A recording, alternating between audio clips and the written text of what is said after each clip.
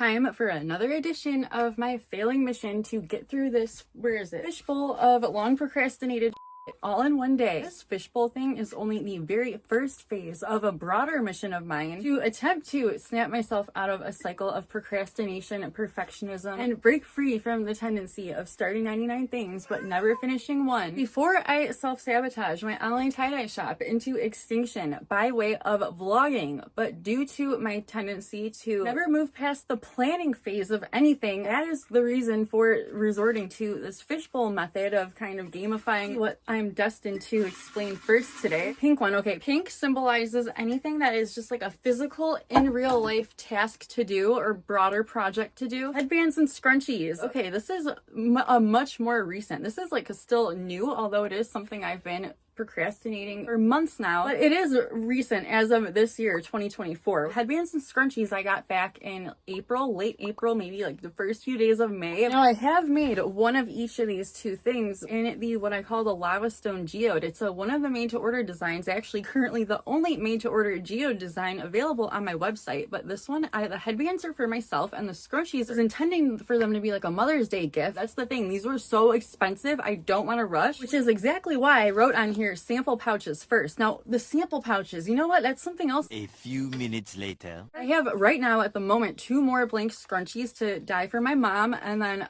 maybe I want to say 5, either 5 or 7. I can't remember if I ordered 6 or 8 total headbands for myself. I wear these headbands every day, so how awesome would it be if I just had a whole bunch of tie-dye ones for each day of the week instead. On to the next one already. Let's see, what will it be? Hopefully something other than pink, but I do feel like the majority of these are pink. Another pink one, go figure. Black red mindscape. This is one of the few things I added yesterday. This is something that I want to make for my boyfriend because black and red are his favorite colors. Something else I attempted recently within the last few months was a Lions color, Detroit Lions, the football team, colored shirt for my grandpa. That I could not nail that with ice dyeing. At least I'm sure I would be able to do something really basic that's like pretty on point with like liquid dye, but I wanted to do like a really cool mindscape Lions colors, and those did not come out how I was imagining. Did I ever list? There's a few that were so bad I was gonna just drop them as clearance. I'm not sure if I ever did. Did I really not drop them yet? I'm pretty sure I got the product page pictures of them. Well, that's good to know. I should get those made available eventually. An orange one. Okay, orange is anything that involves efficiency, systemizing things, organization, optimization, reducing or eliminating bottlenecks or friction. Now the jumbo storage bags,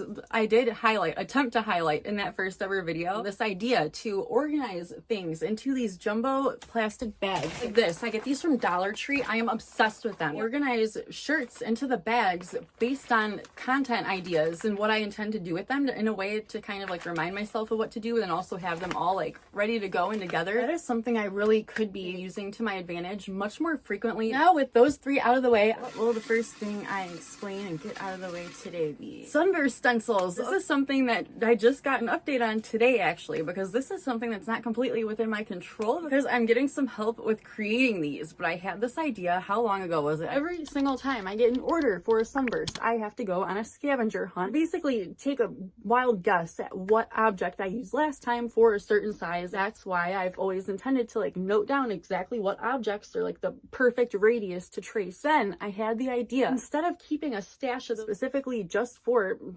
tracing circles on sunbursts, what if, I can't believe I never thought of this before, but what if I asked my boyfriend if he could do this, like make me stencils. If I figure out what objects and like the radius of those objects are the perfect size for sunburst circles. First I was thinking of having stencils, just like whatever would be easiest to make them out of, I don't know, like wood. Or what if instead of having multiple separate little stencils in one, cutouts, like hollowed out circles like inside of one another, but each one would be that custom radius. I even showed the first ever sunburst stencil prototype. It was 3D printed instead of made out of wood. This is awesome and almost perfect, except it also defeats like 50% of the purpose, ultra space condensing. As of today, he's just waiting on his friend to make like the remodel or reconfigure. What will number 2 be?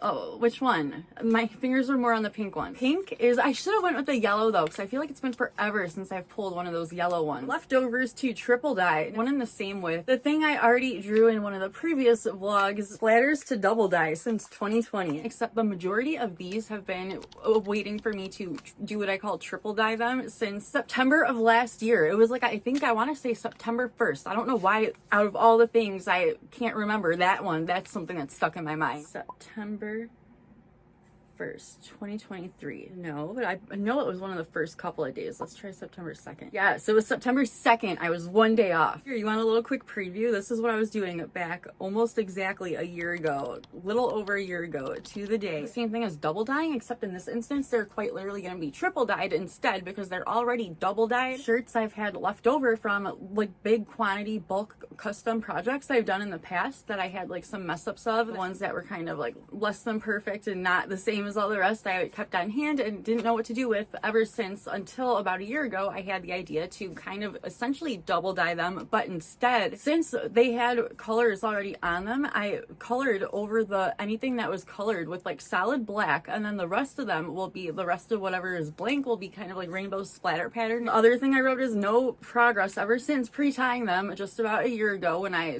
had this idea and started acting on it. And so those are all still pre-tied, just waiting for me to do the final round of triple dye. I need to reframe everything that is like just not quite complete sitting around my tie-dye studio. Think of each of those things as a $20 bill, because that's quite literally what they are, but not even. A lot of them are, in a way, probably more than that. That's something that very rarely boomerangs back around into my brain. Number 3, before I get to dyeing all of the things I already got tied for made to order designs I need to make currently. Another orange one, different way, different way of folding blanks.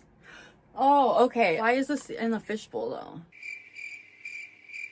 Okay, because this is a good example, a very recent not real time, but real life example of ways I very often overlook, like things that are just like blatantly obvious, ways I could be more efficiently doing something or more quickly or more simple. The most recent real life example being ways of folding blanks. The way they come when they're delivered to me. Why have I not just thought to keep them that way from the start and then just like fold them over like this? And I feel like I can fit so many more in a drawer for years. Why did that never cross my mind until just within the last few months? Stuff like that. What's another one? I feel like there's a handful that happened just within the last couple of months. Did we already do 4 or did we do 3?